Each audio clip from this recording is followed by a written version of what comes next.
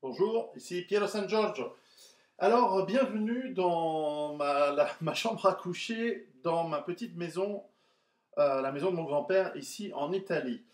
Alors, on m'a posé la question relativement souvent des voyages. Comment est-ce qu'on fait lorsqu'on est en voyage et s'il y a des gros problèmes et des grosses crises pour rentrer chez soi ou pour s'en sortir? Alors, c'est une énorme question, c'est un très très vaste sujet. Alors, ce qu'il faut d'abord dire, c'est que point numéro un, c'est qu'il faut être attentif à ce qui se passe dans le monde. Alors évidemment, ça n'exclut pas que l'on rate quelque chose, que l'on rate une information et qu'un pépin vous arrive même alors que tout va bien dans le monde. Et c'est pour ça que vous avez toujours tout d'abord une préparation mentale pour être conscient que s'il arrive quelque chose, vous devez réfléchir à qu'est-ce qu'on peut faire pour vous, votre famille, les gens alentours. Par exemple, vous êtes sur la route, vous voyagez, tout va bien, boum, quelqu'un vous rentre dedans, il y a un accident, vous vous retrouvez accidenté. Qu'est-ce que vous pouvez faire? Réfléchir à ce que vous avez appris, c'est-à-dire vous mettre en sécurité, ensuite sécuriser le lieu de l'accident, ensuite éventuellement aider les personnes accidentées autour de vous, et puis bien sûr, le plus vite possible, alerter les secours et faire en sorte que l'on puisse venir vous secourir. Donc ce n'est pas de la survie, ce n'est pas de la préparation, c'est simplement être un citoyen responsable et être prêt dans sa tête à réagir aux éventualités du quotidien. Si vous êtes en voyage dans un hôtel et que l'hôtel brûle, eh bien là aussi c'est une préparation mentale, vous mettre, être prêt, avoir compris, avoir observé où sont les sorties de secours, où sont les extincteurs, comment appeler à l'aide, etc., etc., de manière à ne pas rester brûlé comme un rat dans votre chambre d'hôtel, par exemple. Donc les cas sont infinis comme les situations humaines. La question ensuite pour aller plus loin, c'est que si vous faites un voyage assez long, alors si vous faites un voyage très loin, par exemple au-delà d'un océan, au-delà d'une mer, évidemment là votre préparation, elle risque de ne pouvoir comporter que ce que vous portez, ce que vous pouvez porter sur vous, puisque a priori vous allez prendre l'avion, donc cela limite le poids, cela limite le nombre d'objets que vous pouvez prendre, le type d'objet que vous pouvez prendre. Vous ne pouvez pas vous balader avec votre fusil à pompe dans l'avion, encore moins en soute, à moins d'avoir des autorisations particulières. Et puis même, c'est assez compliqué de voyager pour affaires ou pour les vacances avec des armes dans tous les sens. Je prends ça comme exemple.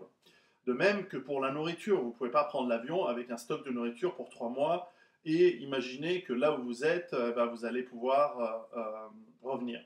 La première chose à faire, c'est là aussi, c'est de réfléchir. D'abord, est-ce que tout va bien dans le monde? Est-ce que nous sommes proches d'une grosse crise? Alors, il y a des moments où nous sommes proches d'une grosse crise. Donc peut-être c'est le moment de ne pas aller en vacances ou alors de prendre peu de risques et d'aller moins loin, etc. Alors c'est très difficile ensuite de réfléchir à comment rentrer chez vous si vous êtes dans un endroit très très éloigné. Tout de même c'est possible. L'idée c'est de dire d'abord quel type de chemin je vais pouvoir prendre pour aller du point A au point B, ce qui peut être en l'occurrence de l'endroit où vous êtes en voyage à l'endroit où vous voulez aller, qui peut être chez vous, votre base autonome durable, ou qui peut être chez des amis que vous connaissez et qui peuvent peut-être vous aider pour ensuite faire une autre étape de ce chemin. Évidemment, ça c'est très variable, il y a 10 000 cas, etc. Alors, un des cas que j'ai fait pour moi-même, et je ne peux parler que de mes propres exemples, c'est bien sûr chez moi en Italie. Alors j'ai une petite maison que j'ai héritée de mon grand-père, qui est toute petite, mais qui est dans un très bel endroit, qui est toute mimi, et qui est dans le nord de l'Italie, dans le Piémont. Et donc c'est un endroit qui me permet, en tout cas au sud des Alpes, d'être non pas une base autonome durable, mais non pas ce que les militaires appellent une base avancée, un forward operating base, mais on va dire un tout petit relais, on va dire logistique. Comme je suis passionné d'histoire militaire et qu'on dit toujours que les amateurs s'intéressent de stratégie et les professionnels s'intéressent de logistique, moi je suis à fond dans la logistique également. C'est vraiment le pilier de comment on va s'en sortir. Donc ça veut dire quoi? Ça veut dire que d'abord il faut connaître la région. Alors il se trouve qu'ici la région est entre ici et ma base autonome durable en Suisse. Je connais vraiment les coins comme ma poche. Je connais toutes les routes. je les ai faites en voiture, parfois à vélo. Vraiment, je connais très très bien. Donc je sais comment rentrer d'ici en Suisse. Alors on va voir comment. Donc ça veut dire quoi? Ça veut dire que si par exemple il y a une grosse crise, vraiment une très grosse crise qui implique des problèmes de transport extrêmement lourds. Par exemple, il y a 2 semaines, j'étais en Turquie. Donc une des premières réflexions que je me suis faite en prenant des cartes, c'est que je me suis dit, bon, je suis dans le sud de la Turquie, côte Égée. Comment je rentre en Suisse, dans ma base autonome durable, si demain matin, il y a une guerre nucléaire, etc. Je ne vais pas pouvoir rester à long terme en Turquie. Donc clairement, j'ai du cash, des pièces d'or et des pièces d'argent, enfin pas beaucoup parce que je n'ai pas envie de me faire voler non plus. Et mon premier objectif depuis la Turquie, c'est de me dire comment est-ce que je peux aller de Turquie en Grèce et de Grèce en Italie. Alors ce qu'il faut, c'est être rapide. C'est évidemment dès qu'on sent que ça part en eau de boudin, prendre un bateau, louer un pêcheur, peu importe. J'avais réfléchi que depuis le sud de la Turquie, je pouvais aller sur Kos, qui est une île grecque, et de cette île grecque, probablement trouver un passage pour aller sur Athènes, de Athènes à Corfou, dans le coin où il y a Corfou, traverser pour arriver en Italie et remonter. Alors évidemment, ça c'est un scénario qui est hard pour moi, parce que clairement, j'ai pas beaucoup de choses sur moi, il faudrait que je me démerde avec de la bouffe sur place, et puis du sud de l'Italie, remonter au nord de l'Italie, c'est compliqué. Mais c'est la meilleure option, parce que l'autre option, c'est de remonter à travers la Turquie en ne parlant pas la langue, passer par Istanbul et remonter à travers les Balkans pour revenir par les montagnes en Suisse, c'est pas bon. Voilà, et de la même manière que quand je vais à Paris, j'ai un sac avec moi avec un minimum de choses qui me permettraient d'aller de Paris à Genève et de Genève à ma base autonome durable en Suisse. Bon, mais difficilement parce qu'il faudrait que je fasse ça à pied avec très peu de nourriture, etc. Donc on ne peut pas forcément toujours avoir tout sur place. L'avantage d'avoir un endroit où on peut stocker du matériel, comme c'est le cas dans ma petite maison ici entre guillemets de vacances, eh bien, c'est que je peux mettre en place un minimum pour pouvoir rentrer. Alors, autant vous dire, je n'ai pas les budgets pour reproduire une base autonome durable ici en Italie. Donc, clairement, j'ai fait ça bon marché, j'ai fait ça pas cher, et j'ai fait ça en prenant certains risques. Par exemple, ici, je n'ai que 2 vélos. Donc, si je devais rentrer depuis le nord de l'Italie en Suisse à vélo, je n'ai que 2 vélos. Si j'étais coincé ici avec toute ma famille, donc 4 gosses plus mon épouse, eh bien, il y a 2 vélos et les autres marchent à pied. Et comme les petits sont petits, ils devront aller à pied, parce que les vélos sont trop grands pour eux, eh bien, ça veut dire qu'on ne va pas pouvoir y aller à vélo. Donc, ça réduit la vitesse de transport, etc. De la même manière, il y a dans les placards ici pas mal de nourriture pour tenir probablement à 6 personnes 1 ou 2 semaines. Mais enfin, c'est difficile de transporter tout ça. Je n'ai pas nécessairement des sacs à dos pour tout le monde. Donc, la stratégie, c'est que, option numéro 1, c'est que si je suis ici en Italie et que ça pète, il faut rentrer en voiture. Alors, évidemment, j'ai la voiture, a priori. Évidemment, alors c'est une zone rurale, donc il ne va pas avoir des gros embouteillages. Mais en tout cas, une partie du chemin, on peut la faire en voiture. Et j'ai toujours un bidon d'essence plein. Donc, en l'occurrence, c'est du diesel, parce que ma voiture roule au diesel. Et c'est 20 litres de diesel. Alors, je sais, vous allez me dire, si votre voiture diesel tombe en panne et que vous devez prendre une voiture essence, comment vous faites? Eh ben, on va faire avec. On n'a pas toujours toutes les solutions. Mais en tout cas, j'ai 20 litres de diesel qui me permettent au moins d'arriver jusqu'aux Alpes, et probablement au-delà. Et puis, la voiture, elle est toujours pleine. C'est-à-dire, dès que mon réservoir d'essence arrive à la moitié, je le re-remplis. Donc, j'ai toujours au moins un demi-réservoir d'essence tout le temps, dans tous les cas de figure, ce qui me permet de rentrer chez moi. Un demi-réservoir d'essence me permet de rentrer jusqu'à ma BAD, au moins faire 350 km. Donc, si je rajoute 20 litres, ça me donne un peu plus de marge. Bon, alors évidemment, il se peut que la voiture ne marche pas, il se peut qu'il y ait des accidents, il se peut que les routes soient bouchées. Alors j'ai un kit de voiture avec des choses minimum pour essayer de déboucher. J'ai de quoi casser un arbre, j'ai de quoi désembourber ma voiture par exemple. Mais enfin, c'est relativement limité. Ce que j'ai dans la voiture, des batteries, une lampe de poche, un petit couteau, ça ne va pas très très loin. Une petite trousse à outils et bien sûr une trousse, un kit médical. Enfin, ça ne va pas très très loin. Quelques barres énergétiques chocolatées, mais enfin, on va pas très loin avec ce que j'ai dans ma voiture, parce que je me la fais cambrioler souvent, ma voiture. On est dans un monde de merde, donc les gens vous volent. Donc j'ai pas envie de laisser trop de matériel dans la voiture, parce qu'on va me le piquer. Alors ce qui est rigolo, c'est qu'ils piquent des trucs qui servent à rien, mais ils me laissent ma pelle, ils me laissent ma hache, ils me laissent mon pied de biche, ils me laissent ma masse. C'est pas mal. Mais enfin, c'est chiant. Donc, ce qu'il faut donc réfléchir, c'est d'abord à un plan. Comment vous allez de votre point, de là où vous êtes, au point de rentrée. Ensuite, quels sont les outils que vous pouvez avoir sur vous et quels sont vos moyens d'y aller. Donc évidemment, je vous ai parlé du vélo, je vous ai parlé de la voiture. Le minimum qui va vous rester, à moins que vous soyez en chaise roulante ou alité, dans ce cas-là, c'est tout un autre chapitre de problème, c'est tout une autre problématique qu'il faudra discuter, c'est évidemment à pied. Alors pour y aller à pied, on en a parlé, c'est les sacs d'évacuation, ce sont tout ce qui vous permet de porter sur vous une certaine quantité. Donc moi j'ai fait un plan pour être seul ou éventuellement avec une autre personne. Et si d'autres personnes sont en plus, il va falloir qu'on se démerde avec les voisins qui sont sympas, et on peut imaginer même de doit être coincé ici à long terme, et à ce moment-là, il faut bosser avec les gens du village que je connais depuis que je suis bébé. Donc, a priori, on va peut-être s'entraider, ou a priori, je peux les aider, ou eux peuvent m'aider. Mais là, je vais être beaucoup en aide, en demande d'aide par rapport à eux. Et voilà, ça, c'est jamais parfait, cette situation. Mais enfin, l'idée, c'est de pouvoir rentrer avec des sacs. Alors ici, je n'ai que 2 sacs. Je vais vous les montrer. Alors, avant de vous les montrer, je voulais vous dire, lorsque, il y a 2 ans ou 3 ans, j'ai fait ma première vidéo avec un sac d'évacuation. Depuis, je les ai beaucoup améliorés. Et d'ailleurs, merci à tous les commentaires et à toutes les critiques constructives qu'il y a eu. Parce qu'effectivement, on en apprend tous les jours, on améliore tous les jours, on peut les simplifier, etc. Alors ici, ce n'est pas des sacs d'évacuation, bien qu'ils servent aussi de sacs d'évacuation. Mais c'est ce qu'on appelle aux États-Unis les Get Home Bag. Donc, comment revenir chez soi, enfin, le sac de retour chez soi. Alors ici, évidemment, qu'est-ce qu'on a, de quoi on parle? Alors je vais vous montrer d'abord un truc important, bougez pas.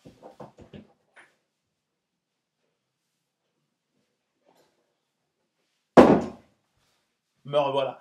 Le plus important, c'est d'abord les godasses. Toujours avoir des chaussures de bonne qualité. Donc ici, évidemment, je suis chez moi. Donc j'ai des armoires, j'ai des fringues, j'ai de quoi avoir des godasses. Alors j'ai pas mis des godasses. Alors je vous expliquer le scénario, c'est que soit l'été, soit l'hiver, l'idée c'est de traverser les Alpes. Donc c'est quand même pas facile, avec éventuellement un problème de frontière. Donc la frontière, c'est pas trop le problème, parce que comme je suis suisse, je peux rentrer en Suisse, j'espère, a priori. À moins qu'on ait décidé que tous les naturalisés soient dénaturalisés. Et là, je suis dans la merde. Et puis, évidemment, l'hiver, c'est pas la bonne solution, parce que traverser les Alpes en plein hiver, c'est dur. Donc l'idée, c'est que c'est pas possible l'hiver, ou très difficilement. Donc j'ai pas un matos d'alpinisme, j'ai pas un matos d'hiver, j'ai un matos qui fonctionnerait au printemps, en été, en automne. Donc tout d'abord, des bonnes chaussures. Et si j'ai besoin de raquettes à neige ou de matériel polaire, etc., ça, il faudra que je me démerde dans des stations de ski près des Alpes, où il faudra que je loue, que je négocie un certain nombre de matériel. Mais enfin, pour l'instant, voilà ce que j'ai ici.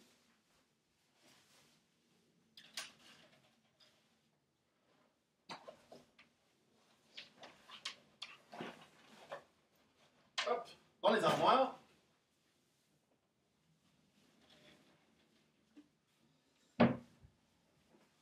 Alors, l'idée, c'est que comme je suis chez moi, évidemment, j'ai des fringues. Donc, il y a des sous-vêtements, des chaussettes, des chemises en laine, légères, pas légères, enfin, c'est pas un immense attirail, mais enfin, il y a de quoi se fringuer. Donc ça, c'est déjà pas mal. Parce que ce que j'avais mis déjà dans mon sac d'évacuation et qui pèse lourd, c'est qu'on met des fringues, parce qu'on ne sait pas quand est-ce qu'on doit évacuer. Ici, on peut imaginer qu'il ne faut pas courir et faire 350 km sur la seconde. On a le temps de réfléchir, on se dit merde, il y a une grosse crise, il faut que je rentre chez moi, vite. Et tout est organisé, c'est-à-dire j'ai des bidons d'essence, j'ai de l'eau, j'ai ces sacs. Donc je peux mettre ça dans la voiture et essayer de faire un bout. Si ensuite il y a un problème, je sors le minimum que je peux porter sur moi ou avec ma famille, et à ce moment-là, on continue le chemin. Donc qu'est-ce qu'on a sur soi? Tout d'abord, la couverture. Parce que la couverture, elle est fondamentale, elle permet on peut la mettre sur soi pour traverser, ça permet de faire un sac de couchage. La grosse couverture en laine, ici en l'occurrence c'est celle de l'armée suisse, de la cavalerie, donc ça doit dater quand même de quelques années, mais elles sont extraordinaires les couvertures en laine de l'armée suisse. J'ai également un tarp qui peut servir de poncho, qui peut servir de fabriquer un abri, qui est très très bien. Celui, je crois que c'est de l'armée tchèque ou danoise, enfin on s'en fout. L'idée c'est d'avoir un poncho que vous pouvez mettre sur vous. Donc ça, je les ai à l'extérieur de sac, puisque c'est quelque chose que l'on va soit porter sur soi, a priori, soit que l'on va installer autour des sacs. Alors, pour vous donner une idée de l'encombrement, alors évidemment, l'idée c'est d'avoir ici j'ai 2 sacs. Pourquoi? Parce que peut-être qu'on sera 2, avec mon épouse, ou avec un ami, ou une amie, quelqu'un qui vient ici J'invite parfois des amis à venir passer du temps en vacances ici. Ou quand je suis en voyage, par exemple l'année prochaine, je serai souvent en Italie pour la promotion de mon livre en italien. Et donc il est possible que je sois ici avec mon éditeur, etc. Et si d'un coup il faut partir, ben, voilà. Eh bien, on a 2 sacs. Alors l'idée, c'est qu'on a un sac qui transporte tout le matériel de nourriture. Donc merci à notre ami Volwest de m'avoir en tout cas donné l'idée de faire par module. Donc module nourriture. Donc là-dedans, j'ai à peu près pour 15 jours de nourriture à raison de 3000 calories par jour, avec du thon, du riz, du riz, des légumes, donc des légumineuses, une casserole, et puis un réchaud à gaz. Je peux vous montrer. C'est tout simple. C'est un vieux sac d'école. Hein. C'est un de mes vieux sacs d'école de quand j'étais gamin, donc j'ai vraiment pas dépensé beaucoup d'argent ici. C'est un sac de qualité médiocre, avec, voilà, j'ai pris une bonbonne et un mini réchaud. Vous voyez les réchauds qui se déploient et qui permettent donc de chauffer. Et puis, c'est vraiment tout simple. Hein. Il y en a pour quelques euros, c'est pas très compliqué.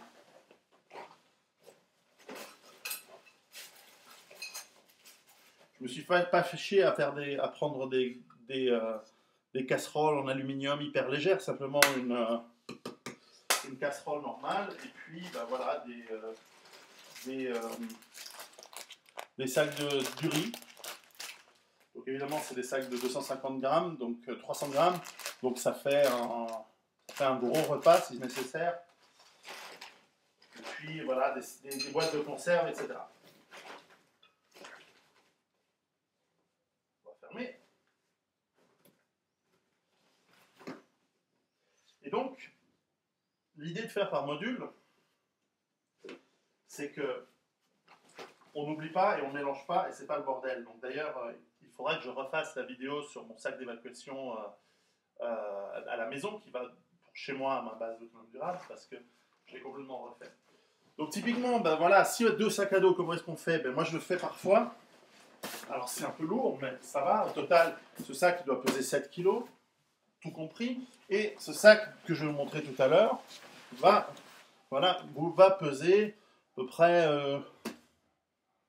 12, 14. Ouais, pas plus. Et donc, voilà, c'est possible de marcher comme ça. Et moi, je l'ai déjà fait, je marche pas mal. Je marche. Et puis celui-ci va perdre du poids au fur et à mesure qu'on va manger la nourriture qu'il y a dedans. Et puis, bien sûr, vous pouvez mettre votre tarte par-dessus. Évidemment, je ne vais pas le faire parce que c'est chiant. Et puis, la couverture, elle peut se mettre devant ou derrière sur le sac, mieux derrière. Voilà, et donc vous l'accrochez avec une cordelette qui est dans le sac, et vous y arrivez, donc c'est jouable. Alors maintenant, voyons qu'est-ce qu'il y a dans le sac qui a les autres modules. Donc, en fait, on a vu les fringues, on a vu d'abord la stratégie, on a vu les fringues, on a vu la nourriture. Pour ce qui reste, alors c'est simple, c'est que ici, il y a un petit sac à dos, léger, parce que s'il fait froid, il faut mettre l'autre couverture, mais je ne peux pas non plus me balader avec des sacs polaires pour moins 30. Non, c'est pas possible. Je vais en revanche garder des couches. Ici, j'ai le kit eau. On ne le voit pas, j'ai accroché. Alors, pour dire, c'est un sac merdique. Il est confortable, mais c'est un sac pour mettre un PC en fait. Simplement, j'ai pas envie d'acheter un sac exprès pour être dans une maison de vacances où l'hypothèse d'utiliser ceci sera très faible. Donc, j'ai pas envie de dépenser beaucoup d'argent. Donc c'est un sac qui est pratique, mais sans plus. L'idéal, ce serait d'avoir un vrai sac de montagne ou un vrai sac typiquement comme le Ares que j'avais montré une fois dans une vidéo, etc. Ici, alors il y a plusieurs choses à montrer. Je ne vais pas vous montrer dans le détail parce qu'à la fin, chacun fait ce qu'il veut. Mais en gros, qu'est-ce que vous avez ici? Ce qui est important, c'est de penser, alors le troc, quelques pièces d'argent. Là, j'ai 4 onces d'argent, parce qu'encore une fois, ça peut servir pour faire du troc. Donc relativement facile d'accès. J'ai également des pièces d'argent anciennes italiennes. On ne sait jamais, on est en Italie, ça devrait fonctionner. Alors, qu'est-ce qu'on va trouver ici? On va trouver de la lumière, on va trouver des lampes de poche, on va trouver une lampe de poche, on va trouver un couteau enfin, un outil, comment on appelle ça, un multi-tool. Donc là, j'ai un outil de Gerber, donc ça a été un investissement évidemment. Donc ça, vous connaissez, c'est toujours ces systèmes avec pince, avec lame, etc. J'ai pas mis des lampes très chères. J'avais une vieille lampe de poche et puis une lampe frontale, donc ça suffira. Il y a toute une série de matériel pour être étanche, typiquement pour couvrir le sac à dos pour pas qu'il se mouille en cas où il y a de la pluie. J'ai pris un porte-gourde que j'ai accroché au fil du sac à dos. C'est pas idéal. L'idéal, ce serait d'avoir un sac avec des systèmes molles, mais enfin, on fait avec. Et puis, bien sûr, avec une sangle, je peux évidemment détacher la gourde et la mettre pour pas avoir à enlever chaque fois que j'ai soif tout le sac à dos et boire. Évidemment, la gourde, comme elle est vide pour l'instant et qu'ici il y a beaucoup d'eau en bouteille, voilà, j'ai mis à l'intérieur, il y a du scotch, de la paracorde, des piles. euh, Qu'est-ce que j'ai mis d'autre? Voilà, j'ai mis une serviette, un savon. Et donc, voilà, je vais évidemment enlever ceci et le mettre dans le sac dès qu'il faut que je remplisse l'eau. Et ce qu'il y a dans le sac va en partie sortir, vous allez voir pourquoi. Alors, ce qu'il y a dans le sac, c'est vite vu. Alors, il y a deux parties. Il y a une partie avec un anorak de bonne qualité qui tient bien le froid. J'ai des sous-vêtements thermiques, donc longs, pantalon et haut. J'en ai deux, donc pour deux personnes. Alors, si je suis tout seul et que je dois être à 3000 mètres, bah, je mets les deux. Mais ça va être hard à 2000 mètres. En revanche, bah, voilà, ça fait des sous-vêtements, donc ça fait de la place où je peux mettre le bordel qui est dans la gourde à l'intérieur, si nécessaire. J'ai bien sûr écharpe, gants, euh, bonnet en laine. Donc, au niveau du thermique, on devrait, comme je le dis, la couverture et le poncho et le tarp, donc la bâche qu'on peut utiliser comme poncho, ça, pour la couverture, c'est plutôt pas mal. À l'intérieur du sac en soi, alors j'ai un porte-document avec une copie de mon passeport et de ma carte d'identité, acte de propriété de la maison ici, on ne sait jamais. Euh, et à l'intérieur donc du sac, il y a un autre poncho, encore une fois, on est peut-être deux, et puis un kit médical qui peut servir pour le troc ou pour l'autre chose. Il y a des paquets de cigarettes. Et puis, je pense qu'on est. Voilà, c'est tout. Est-ce qu'il y a d'autres choses? Donc, lumière, nourriture, eau, nourriture. Ah oui, il y a des pastilles. Donc, évidemment, pour l'eau, j'ai des pastilles. J'ai pas pris de filtre, mais j'ai pris des pastilles euh, au chlore, donc d'Aquamira, par exemple, pour purifier l'eau, parce qu'encore une fois, je connais assez bien les endroits où il y a de l'eau ici relativement propre. Je connais les rivières, les lacs. Donc entre ici et le massif du Mont Blanc, je connais assez bien, ou même le Saint-Bernard, je connais assez bien les endroits où on peut vous trouver de l'eau. Donc les gourdes vont suffire. J'ai ici des bouteilles d'eau minérale que je peux a priori utiliser en premier, puis ensuite je ne vais pas les prendre avec moi, c'est trop lourd, mais que je vais pouvoir re-remplir et servir de gourde. Euh, c'est pas non, évidemment la perfection, c'est-à-dire que si on voulait vraiment faire bien, il y aurait un camelback, il y aurait une filtre, etc., une filtre gourde, etc. Mais l'idée c'est de faire tranquille. Ensuite, il manque le module défense. Alors évidemment, je suis en Italie, et donc n'ayant pas de permis, alors j'ai un couteau évidemment ici, je n'ai pas montré celui-là. Où est-ce qu'il est? Enfin, on s'en fout, peu importe.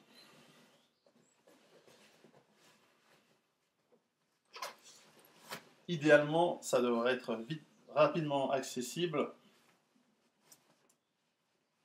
Donc voilà, j'ai un couteau, on va dire. C'est quoi celui-là? Je ne sais même pas ce que c'est. Mais avec moi, ce que j'aime bien, c'est un système pour couper des cordes. Et puis, bien sûr, une lame. Alors, c'est un couteau, mais M-Tech, USA. Il est pas mal. Et voilà. Donc voilà de quoi. C'est tout ce qu'il y a pour le modèle défense, parce qu'évidemment, étant non résident en Italie, je ne peux pas avoir mon fusil d'assaut, mon fusil à pompe, mes flingues, etc. Donc c'est pas possible. C'est comme ça. Je dis toujours respecter la loi et donc je ne vais pas commencer à enfreindre la loi simplement parce que j'aimerais bien avoir mes armes pour me défendre au cas où. Donc ici, il va falloir faire profil bas, comme on l'explique dans Rue Barbare, l'homme gris. C'est-à-dire que voilà, je suis a priori en prenant la crise relativement vite. Si je peux rentrer en voiture, si je peux rentrer même à pied ou à vélo, d'être relativement discret. Je connais bien le coin, je parle italien, donc même le lien social, il est relativement facile. Je ne suis pas complètement touriste ici. Et, euh, et donc, ça me permettrait de pouvoir rentrer. Donc ça, c'est un exemple de stratégie. Ça ne veut pas dire que c'est une stratégie parfaite. Moi, je reconnais que j'ai des problèmes, mais on ne peut pas faire la perfection. C'est pas possible. Alors évidemment, donc comme je répète, l'important, c'est d'abord d'essayer d'éviter le problème. Donc s'il y a une grosse crise qui se prépare, évitez le voyage. Ensuite, si vous voyagez, soyez prêt dans votre tête à qu'est-ce qui pourrait se passer. Préparez aussi votre itinéraire. Là, je n'ai pas montré, mais j'ai des cartes, mais ils sont dans une autre armoire. Je n'ai pas besoin de les avoir dans mon sac. Enfin, elles sont dans une autre armoire. J'ai évidemment des cartes entre ici et la Suisse et chez moi. Donc, j'arrive assez bien. Et puis, j'ai un bon sens de la géographie ici. Je sais par où je dois passer. Et je connais des lieux alternatifs pour passer. Ensuite, prendre les 7 points de la BAD et les appliquer au voyage. C'est-à-dire, est-ce que vous avez de l'eau? Oui, il y a un kit eau. Est-ce que vous avez de la nourriture? Oui, j'ai un sac plein. Parce que je vais en avoir besoin pour une quinzaine de jours. 350 km à faire à pied, dont 50 km dans la montagne, ça ne se fait pas en 3 jours. C'est facilement 10 voire 15 jours de marche si ça se passe bien. Donc il faut quand même prévoir pas mal de nourriture et éventuellement imaginer que vous allez devoir en acheter, en acquérir ou la partager. Donc c'est pas évident. Ensuite, l'énergie des batteries, des lampes de poche, une frontale, une petite lampe. Euh, Ensuite, l'hygiène, évidemment, il y a un savon, il y a une petite serviette. C'est pas le plus important, l'hygiène, sur 15 jours. On peut arriver fourbu, barbu, il n'y a pas de souci. Mais par exemple, un kit médical, oui, parce que on ne sait pas ce qui peut arriver. Ne serait-ce que des cloques au pied en faisant autant de marches. Donc ensuite, évidemment, l'énergie. Alors l'énergie, c'est la thermorégulation, donc l'abri, la couverture, la bâche, les bonnes godasses, des chaussettes, chemise, donc ça c'est dans l'armoire, chemise en laine, t-shirt, des bons pantalons, sous-vêtements thermiques si c'est nécessaire, un parka, un poncho pour se protéger de la pluie. La bâche, elle vous permet de fabriquer éventuellement un abri de fortune avec la paracorde et avec les cordes que vous avez là. Donc réfléchissez à ça. La connaissance, là évidemment un peu moins. Donc j'ai néanmoins un petit calepin avec un crayon pour prendre des notes. Où est-ce qu'on va faire un. Voilà, c'est important aussi d'écrire peut-être ses pensées ou à ceux que vous aimez au cas où il vous arrive quelque chose, etc. Vos documents, certainement. Ensuite, la défense, là, je fais ce que j'ai le droit de faire en Italie, c'est-à-dire que j'ai pas grand-chose. Qu'est-ce que j'ai J'allais dire, j'ai des allumettes. Non, les allumettes, elles sont là, mais elles sont dans l'autre sac pour la bouffe. J'ai un briquet aussi, évidemment. Ce qui manque, c'est évidemment une défense puissante, mais on va faire comme on peut. Donc dans la défense, c'est ne pas tirer des ennuis, c'est d'être discret. Donc l'homme gris, et donc d'aller tranquillou dans votre démarche de voyage, quoi. De ne pas attirer l'œil, bon. Le transport, c'est soit à vélo, soit à pied probablement, ou en voiture. Donc j'ai un bidon de 20 litres. Donc encore une fois, l'idée, c'est d'imaginer plusieurs moyens de rentrer. Et puis le lien social, faites ce que vous pouvez, du troc. Alors j'ai des cigarettes, comme je vous ai montré, j'ai quelques pièces d'argent, pas beaucoup, je dois en avoir. Il y en a 4, il y a 4 canadiennes et puis probablement 5 ou 6 italiennes, donc il y en a pour 100 euros. Mais c'est peut-être 100 euros qui font la différence entre manger ou pas manger, entre passer, soudoyer une patrouille de police qui vous fait chier ou pas, etc. etc. Donc ça, c'est le lien social aussi. Et donc réussir à rentrer chez vous, rentrer là où vous devez aller, etc. Donc, vous voyez l'ensemble de choses auxquelles il faut réfléchir. Alors là, c'est parce que j'ai cette maison auquel je suis attaché et que je tiens. Évidemment, euh, on peut imaginer que vous ayez un kit voiture uniquement et que quand vous allez en voyage, vous allez uniquement en voiture et tout est dans la bagnole. Voilà, moi j'ai fait le choix de poser un certain petit investissement ici, de recycler un peu du matériel de seconde main que j'avais chez moi et que j'utilise pas dans ma préparation principale et qui est bien. Et la probabilité, j'estime, d'avoir besoin de ça, elle est très faible. Mais au cas où, elle est là. Donc c'est ça aussi d'être prévoyant. Donc vous voyez, ce que les journalistes appellent le survivalisme ou le prepping ou la prévoyance. Là, on ne parle pas d'autonomie. Là, c'est pas une base autonome durable, c'est juste une base logistique. Eh bien, bah, ça vous permet quand même d'aller résoudre un certain nombre de problèmes en cas de crise si vous êtes en déplacement. Voilà, alors j'espère ne pas vous avoir fait trop long sur ce sujet, puisque c'est un sujet qui est tellement vaste et surtout qui a des applications tellement uniques pour chacun d'entre nous et chacun de nos voyages. Donc il n'y a pas de solution. Encore une fois, ne faites pas, même quand je vous montrais mon sac d'évacuation, ou même la liste que l'on met dans les livres, Survivre, Rue Barbare, etc.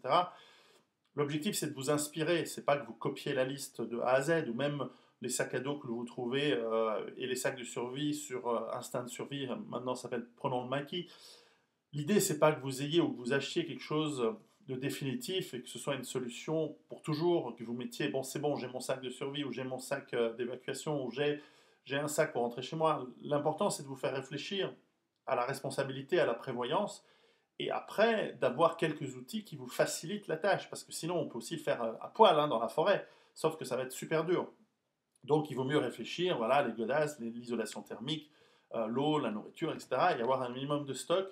Et en l'occurrence, ici, c'est de la logistique, alors qu'une base autonome durable, c'est l'autonomie dans la durée. Donc, vous voyez la différence. Voilà, donc j'espère que ça a été instructif pour vous. Et puis, eh ben, si vous passez en Italie, ben, contactez-moi, on ne sait jamais. On ira se prendre une bonne salade, tomates, légumes. Ici, elles sont excellentes. À très bientôt. Ciao!